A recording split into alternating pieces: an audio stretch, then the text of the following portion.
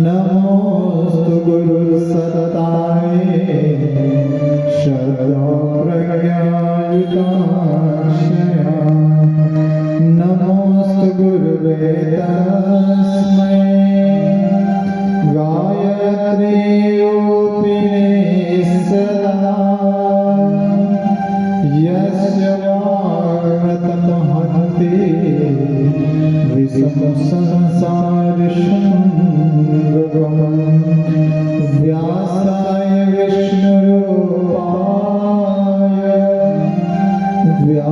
व्यासरूपाय विष्णवे नमो वै ब्रह्मनिधये वासिष्ठाय नमो नमः प्रज्ञापुराणं परमं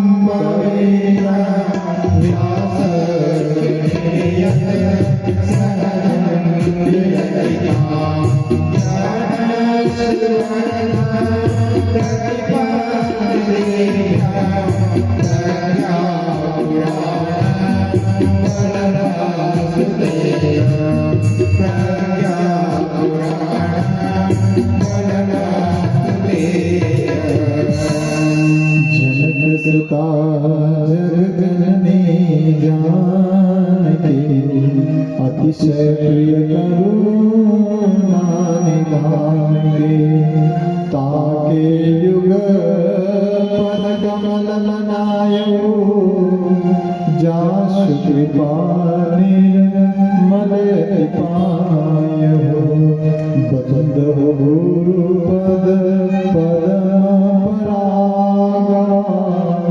सुरुचि सुहास सहज अनुरागा मंगल भवन अमंगल हारी प्रभु सुदशरथ अजर विहारी महावीर बिनु बहु हनुमाना राम काज यश आप बखाना सागर शिवहि नाथ अब बाधा बरनउ बिसर राम गुण गाथा सिया राम मैं सब जग जानी करो प्रणाम जो निज पानी करो प्रणाम जो निज पानी माँ गायत्री दीजिए यह शाश्वत वरदान तीर बने मम साधना सेवा कमान गुरुवर दुर्गा दीजिए हे पावन श्री राम जन जन के सुख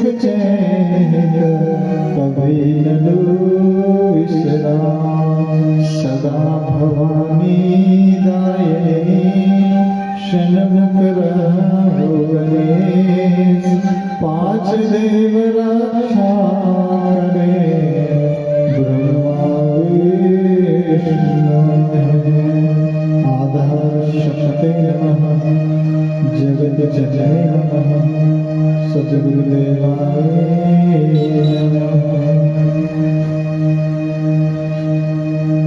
परम पूज्य गुरुदेव ब्रह्मानंद माता जी माँ गायत्री के इस अत्यंत पावन पुनीत स्थान सिहोरा के नगर में उपस्थित आज की कथा में विराजमान देवतुल्य भाइयों, शक्ति स्वरूप माता बहनों, जैसा कि कल की कथा में हमने बताया था कि कथा को बड़े ध्यान से सुनना है। कौन से नंबर की मूर्ति बन के सुनना था कथा? कौन से नंबर की?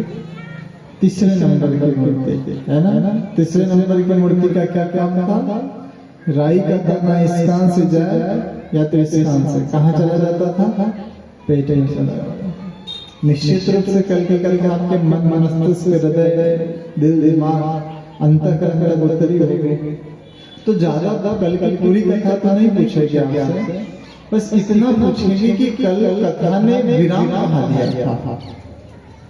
कल कथा विराम कहाँ हुई थी, यदि वो बता दे तो फिर आज कथा को गति प्रदान करे।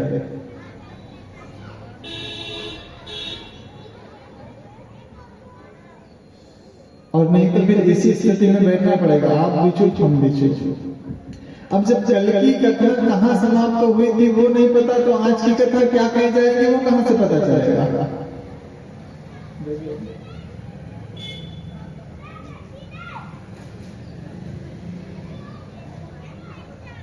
अच्छा, गूगल भी नहीं बता सकता? क्यों साहब? गूगल बताएगा क्या? तमाम प्रकार की जानकारी गूगल बता देता है, लेकिन कल की कथा कहाँ खत्म हुई वो नहीं बताएगा।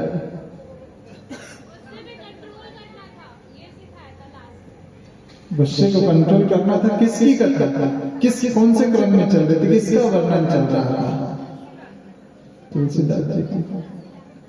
और कुछ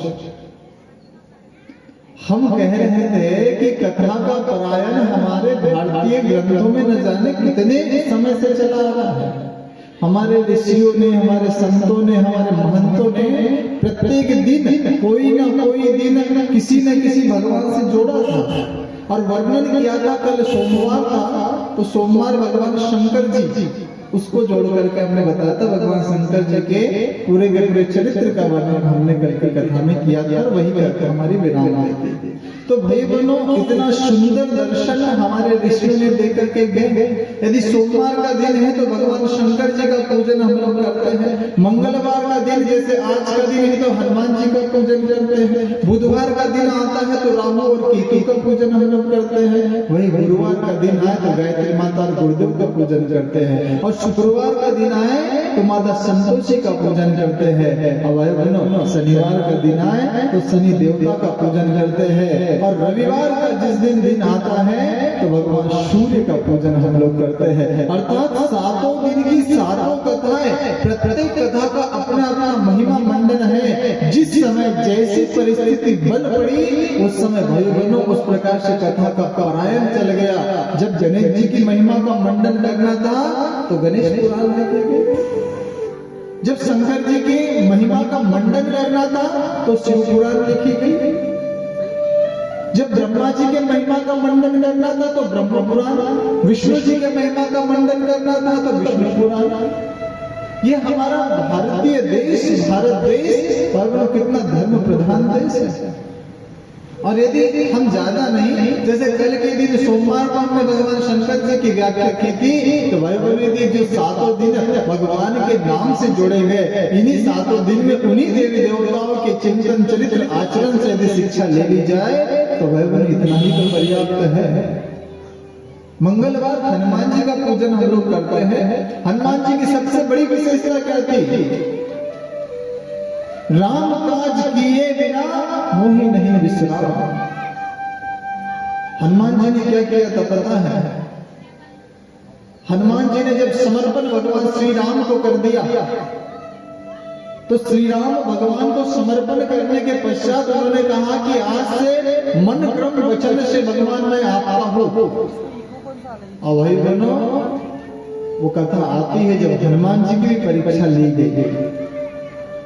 कब ली गई थी परीक्षा?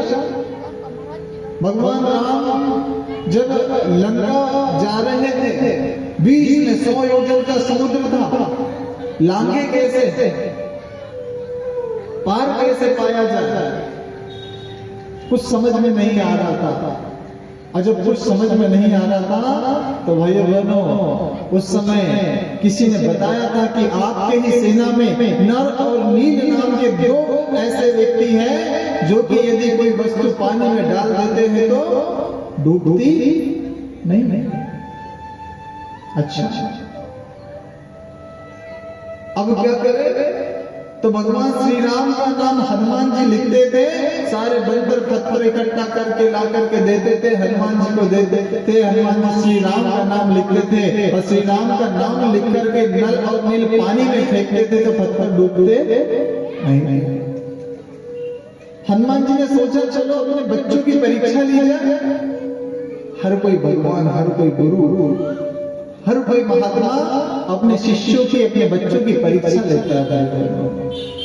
भगवान श्री राम ने जब सोचा कि चलो बच्चों की परीक्षा ली जाए, भगवान श्री राम जहां पर सेतु का निर्माण हो रहा था, जहां पर भगवान श्री राम का नाम लिख करके पत्थरों पर नाम लिखा जा रहा था, पत्थरों को पानी में फेंका जा रहा था, उससे सेतु का निर्माण हो रहा था, भगवान वहां पर पहुंचे।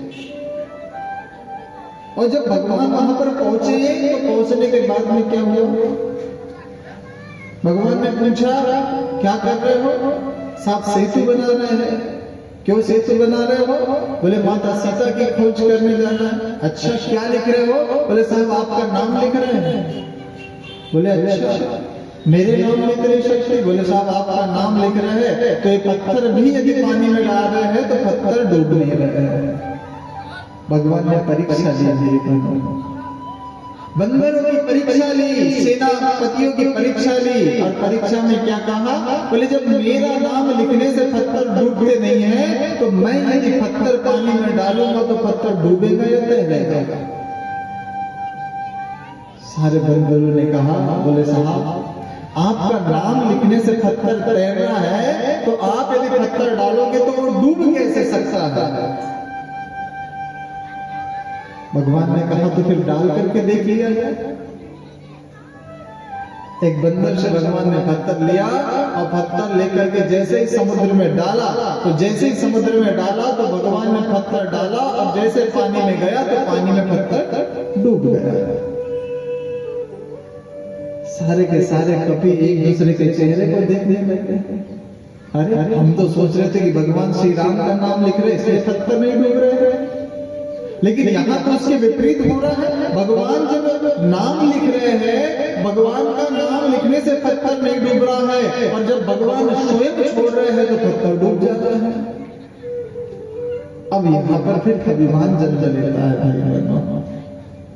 अब सारे सेनापतियों को, सारे बंदरों को ऐसा लगा कि बोले इसमें भगवान की कोई कृपा नहीं है, भगवान का कोई आशीर्वाद नहीं है, पत्थर तो हमारे ही प्रयास की वजह से नहीं डूब रहे हैं।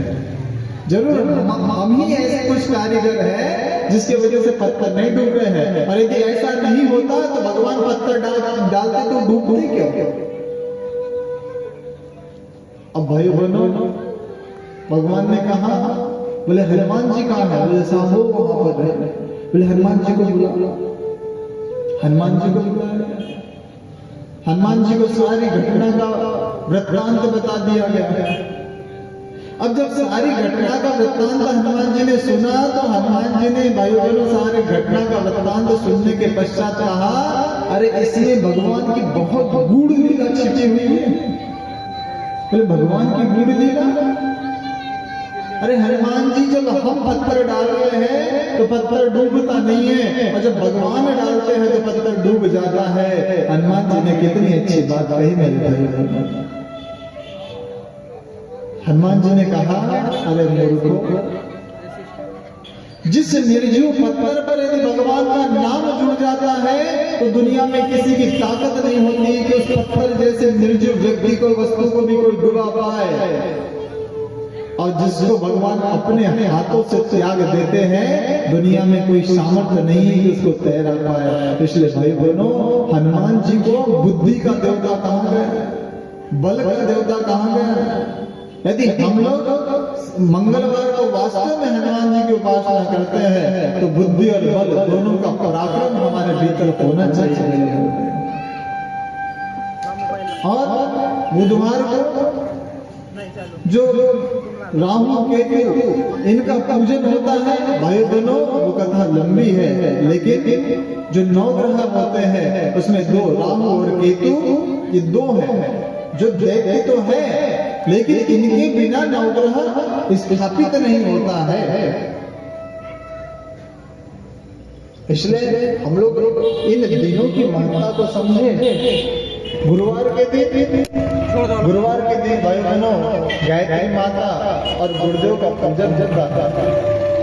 गायत्री माता कौन है? यदि हमारे जीवन में 9 ग्रह भाई बहनों असंतुलित चल रहे हैं, अनियंत्रित चल रहे हैं, तो महामंत्र जितने जगमाई को गायत्री शमनाई अक्षर 24 परम पुनीता, इनमें बसे शास्त्र श्रुति गीता। भाई बहनों इतना शाश्वत मंत्र जब कोई जपता है तो क्या होता है पता है? ग्रह नक्षत्र ब्रह्मांड घने और सब गतिवान तुम्हारे हैं। दुनिया में जितने भी ग्रह नक्षत्र है, ब्रह्मांड में जितने भी ग्रह और नक्षत्र है, उसको गतिवान करने वाली, उसको संचालित करने वाली हमारी मां गायत्री है। गायत्री परिवार वालों को कभी किसी संस्था से, कभी किसी धर्म से, कभी किसी संप्रदाय से कभी ऐतराज नहीं होता। क्यों ऐतराज नहीं होता? अरे आप शंकर जी को मानते हो, बहुत अच्छी बात है। आप कृष्ण जी को मानते हो, उससे अच्छी बात है। आप भगवान श्री राम को ना मानते हो, उससे अच्छी बात है, क्योंकि हमारी माँ तो देवों की माँ है। हमारी गायत्री माँ देवों की माँ है। क्यों देवों की माँ कहलाई?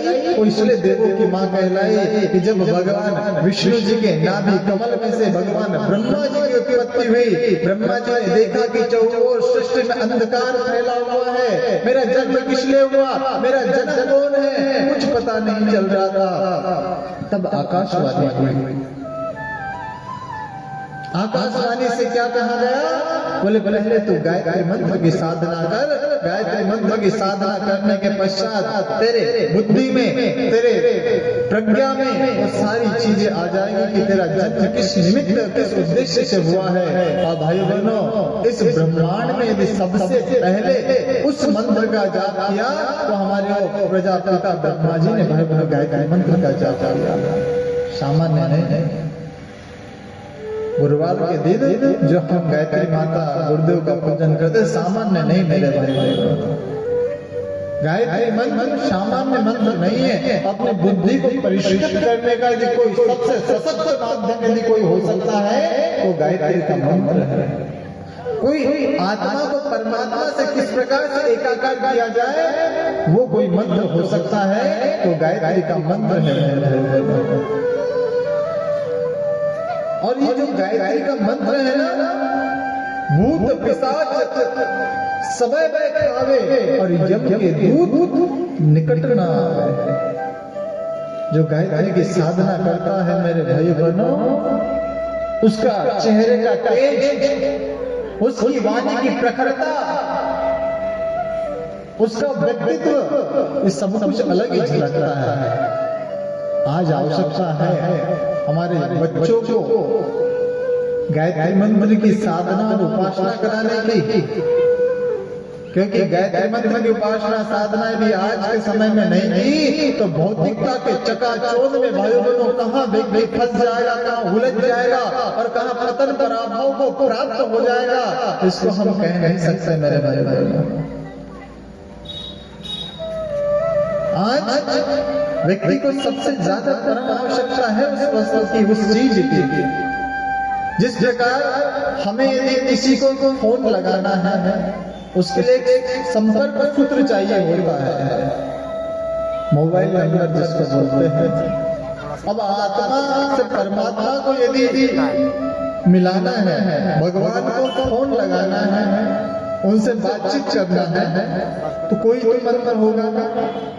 तो वो मंत्र कौन सा, वो नंबर कौन सा है पता है? वो नंबर है 24 अक्षर का, 10 नंबर वाला नहीं चलता।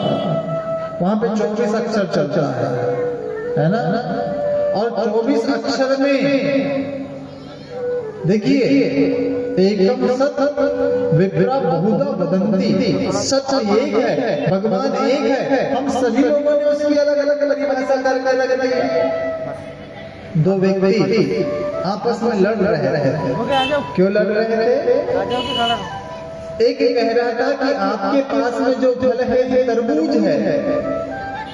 दूसरा अंग्रेजी जानने वाला कह रहा था, अरे मूर्ख, तरबूज नहीं है, ये वाटरमेलन है।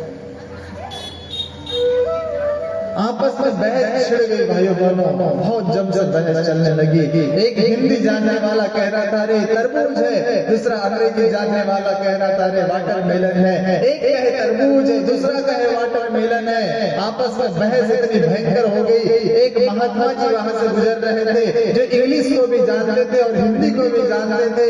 वो महात्मा जी आए, अरे मूर्खों, लड़ने की आवश्यकता नहीं है। अरे हिंदी जानने वाले तू सुन ले, अंग्रेजी में तरबूज को वाटरमेलन कहते हैं, और अंग्रेजी जानने वाले तू सुन ले, हिंदी में वाटरमेलन को तरबूज कहते हैं। बहस खत्म हो गई। हम जो लड़ रहे हैं ना, हमारे भगवान सबसे बड़े, हमारे भगवान सबसे बड़े। भाई बहनों, भगवान एक ही है, भगवान एक ही है। कोई शिव को मान रहा है, कोई विष्णु को मान रहा है, कोई गायत्री को मान रहा है, कोई सावित्री को मान रहा है, कोई दुर्गा को मान रहा है, कोई काली को मान रहा है, लेकिन भगवान तो एक ही है मेरे भाई, चेतना एक ही है। इसलिए आज आवश्यकता है, यदि हम आज गायत्री मंत्र से इस युग में अपने बच्चों को नहीं जोड़ पाए तो मेरे भाई बहनों, वो दिन दूर नहीं है कि किस प्रकार से आज की संस्कृति, आज की सभ्यता पतन और पराभव के गर्भ की तरफ आगे बढ़ रही है। और ये गायत्री मंत्र का भावार्थ है क्या? किसी भगवान का इसमें स्पेशल नाम नहीं लिया जाता है मेरे भाई, किसी भगवान का नहीं। हम व्याख्या कर देते हैं, आपने बताना कौन से भगवान का आपने नाम लिया। गायत्री मंत्र का भावार्थ होता है उस प्राण स्वरूप, दुख नाशक, सुख स्वरूप, श्रेष्ठ, तेजस्वी, देव स्वरूप परमात्मा को हम सभी अपने अंतःकरण में धारण करें, और वह परमात्मा हम सबके बुद्धि को सन्मार्ग की ओर प्रेरित करे। किसी भगवान का नाम लिया क्या? लिया भगवान का? हमें नहीं पता किस भगवान के लिए। हम तो ये कह रहे हैं कि उस प्राण स्वरूप जिसके पास में प्राणों का स्वरूप है, उस प्राण जिसके पास में क्षमता है, जिसके पास में इतनी योग्यता है कि जो हमारे दुखों का नाश कर सके, हमारे कलह, हमारे कलमश, हमारे कसायों का नाश कर सके, हमारे दुखों का नाश कर सके, उस दुख नाशक परमात्मा से हम कह रहे हैं। उसके पश्चात सुख स्वरूप, जिसका स्वरूप कैसा हो? सुख को देने वाला हो। जिसका स्वरूप कैसा हो? सुख को देने वाला हो, सुख स्वरूप। और कैसा हो? श्रेष्ठ हो। कैसा होना चाहिए? श्रेष्ठ होना चाहिए। उस प्राण स्वरूप, दुख नाशक, सुख स्वरूप, श्रेष्ठ, तेजस्वी, देव स्वरूप परमात्मा को हम अपने अंतःकरण में धारण करते हैं, और वह परमात्मा से प्रार्थना करते हैं कि भगवान हमारे बुद्धि को सन्मार्ग की ओर प्रेरित करें। आज से इस कथा से संकल्प लेकर के जाने की आवश्यकता है मेरे भाइयों बहनों, कि गायत्री मंत्र का जाप हम अपने घर में, कोई बाध्यता नहीं है कि 5 माला जपे, 3 माला जपे, 1 माला जपे, 24 मंत्र जपे, कोई बाध्यता नहीं है। समय के अनुसार हम घटा बढ़ा सकते हैं मेरे भाई बहनों, लेकिन आज गायत्री मंत्र नितांत आवश्यक हो गया, क्योंकि पहले की तुलना में आज मनुष्य कितना दुखी रहने लगा। आज पहले की तुलना में भाई बहनों परिवार से टूटने बिखरने लगा। आज बेटा बाप की नहीं सुनता है, बाप बेटे की नहीं सुनता है।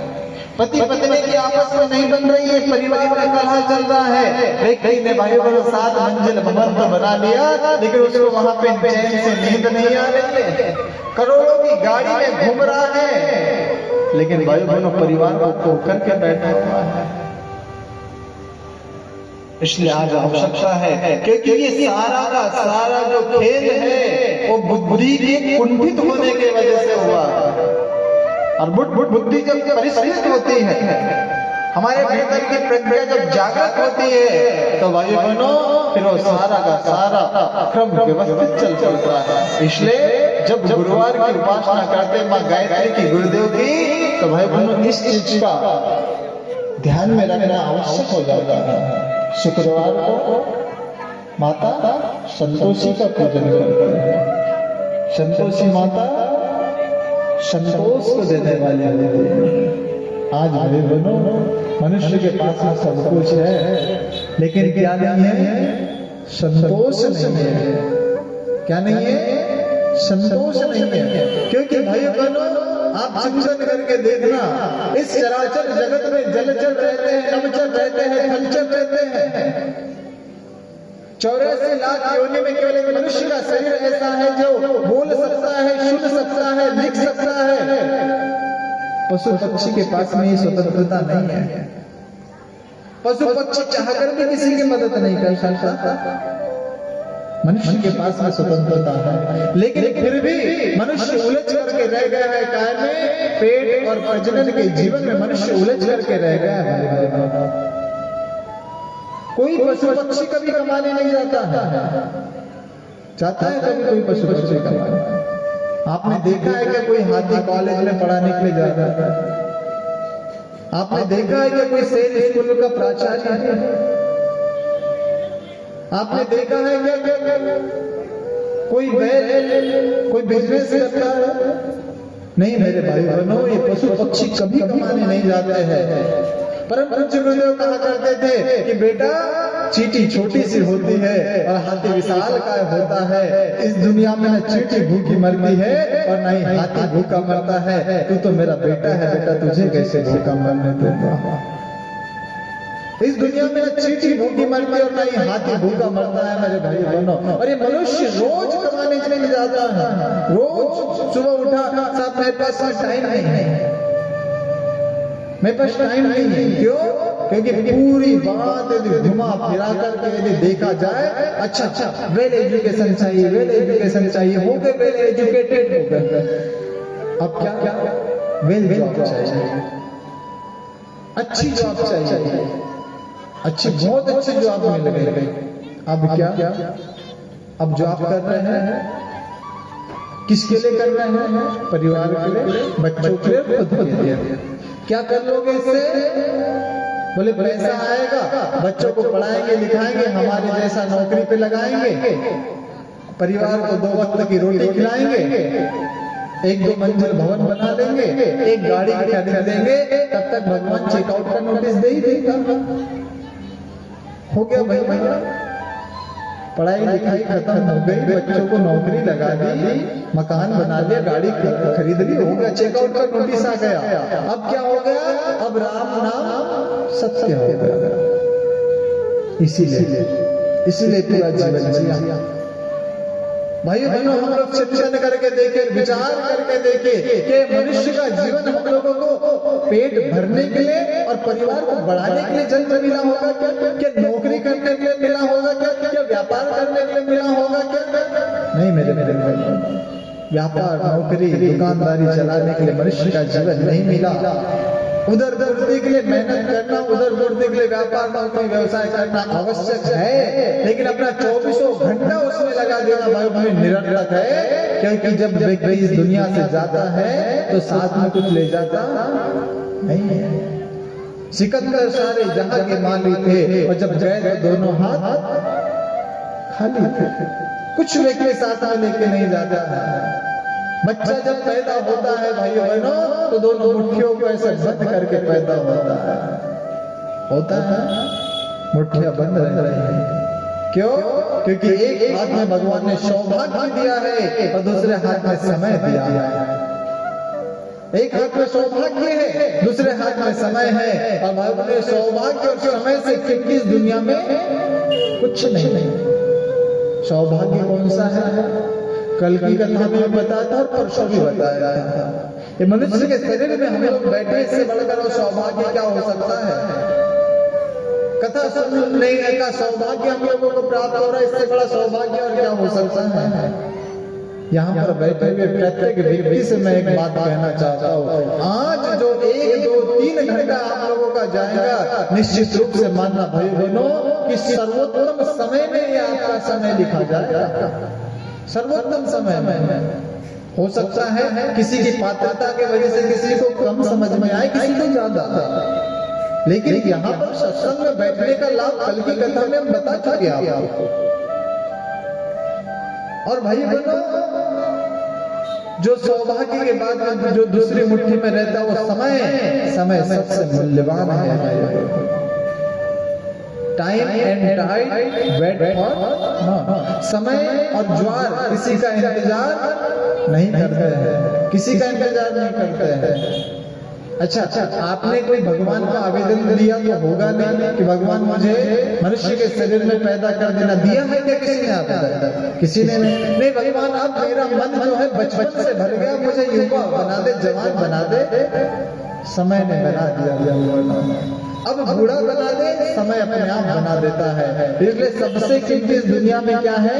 सबसे कीमती इस दुनिया में भाई बहनों वो है समय। और जो समय के साथ में तालमेल बिठा लेता है बहनों, उसका जीवन महान बन जाता है। 2 चीजें जिस व्यक्ति को भाई बहनों मिल जाती है, उसका जीवन धन्य बन जाता है। एक समय और एक समझ। जब समय रहता है तब समझ नहीं रहती, और जब समझ रहती है तब तक समय निकल जाता है। और ये समय और समझ जो दोनों एक साथ मिल जाती है तो जीवन में महान बन जाता है। इसलिए समझ के साथ में जीवन को जिया जाए। पशु पक्षी कमाने नहीं जाता है, लेकिन ये मनुष्य रोज कमाने जाता है, और रोज कमाने जाने के बाद में भी भाई बहनों इस मनुष्य का पेट कभी भरता नहीं है, कभी पेट नहीं भरता। उसके बाद में एक दिन शनिवार आ रहा है। शनिवार किसका दिन होता है? किसका? शनि देवता का। हनुमान जी का भी होता है, हनुमान जी का मंगलवार, शनिवार शनि देवता का। अच्छा, शनि देवता से सब लोग डरते हैं, डरते हैं। शनि देवता से सब लोग डरते हैं, क्यों डरते हैं? हाँ भाई बोलो, शनि देवता हर किसी का अनिष्ट नहीं करता है। शनि देवता सृष्टि में तालमेल और संतुलन बनाने का क्रम बनाता है, और भाई बहनों उन्हें यह अधिकार प्राप्त है कि जिसने गलत कर्म किया है उसका भुगतान करवाना उसका क्रम होता है। आप सभी को पता है जो रावण था, 9 ग्रह 27 नक्षत्रों का आधिपत्य रावण करता था, आधिपत्य था। जब हनुमान जी गए तो हनुमान जी जाने के पश्चात सबसे पहले जो रावण के पास में शनि बंधा हुआ उस शनि को मुक्त करवाया, और जैसे ही शनि मुक्त हुआ तो शनि की वक्र दृष्टि रावण पर पड़ी, और रावण पर वक्र दृष्टि पड़ने के पश्चात भाई बहनों हनुमान जी ने लंका का दहन कर दिया।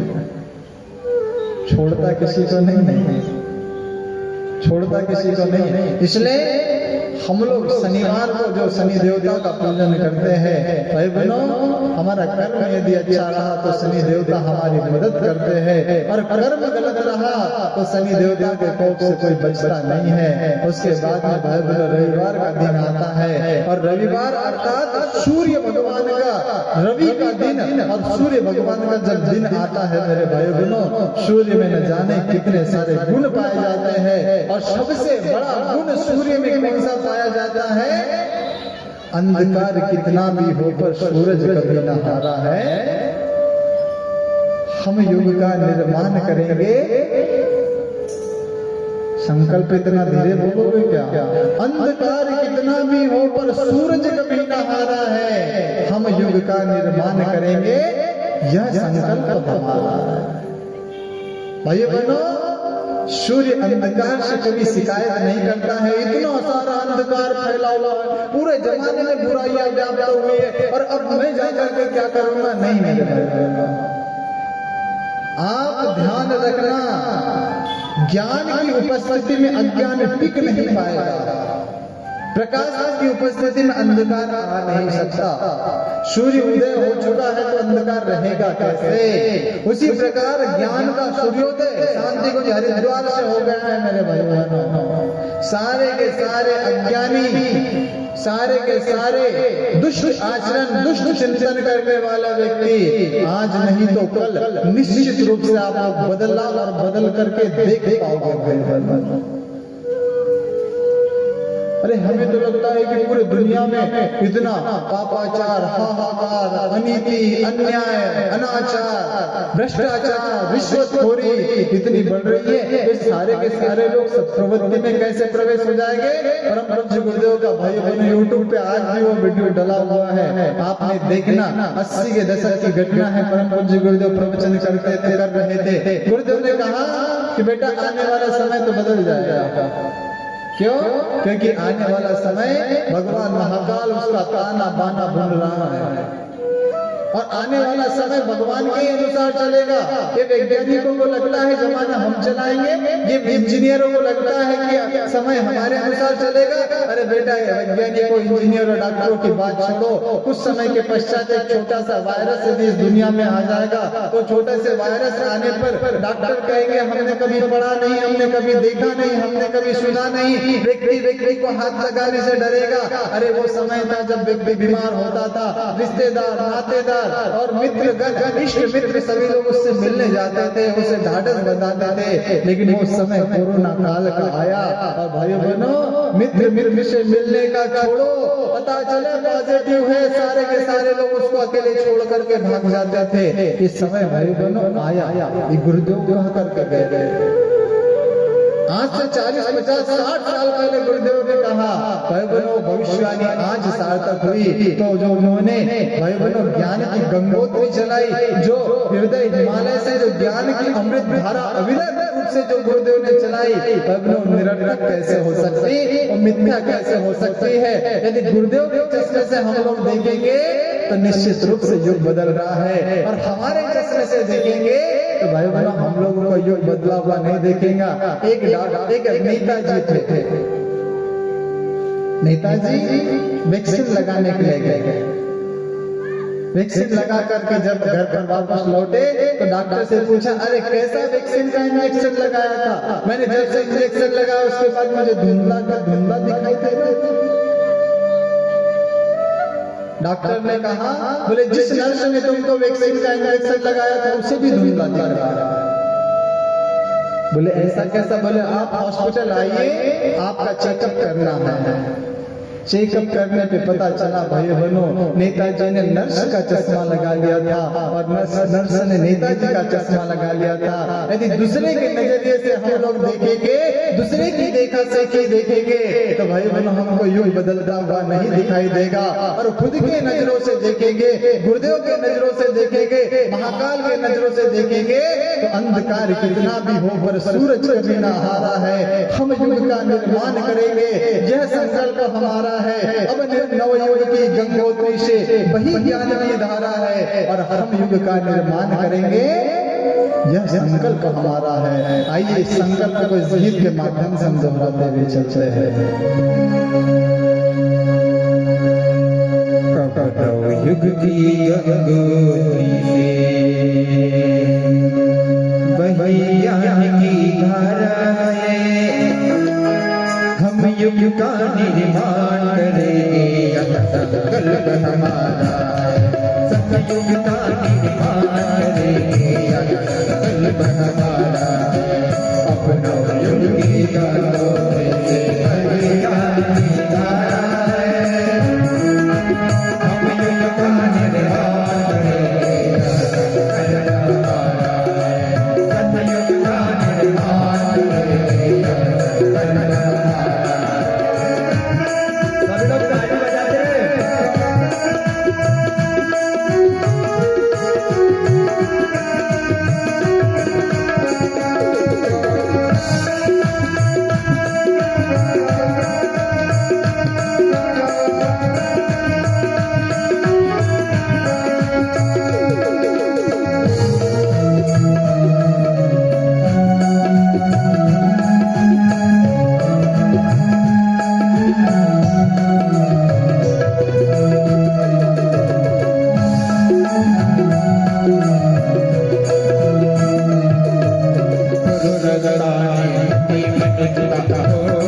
विश्वास दिया पकड़ो उतार के उनने सदा गया गुरुवरता के अकेला दोनों तन विश्वास दिया पकड़ो उतार के उनने सदा गया उनकी कारण सत्ता हमको सतत सहारा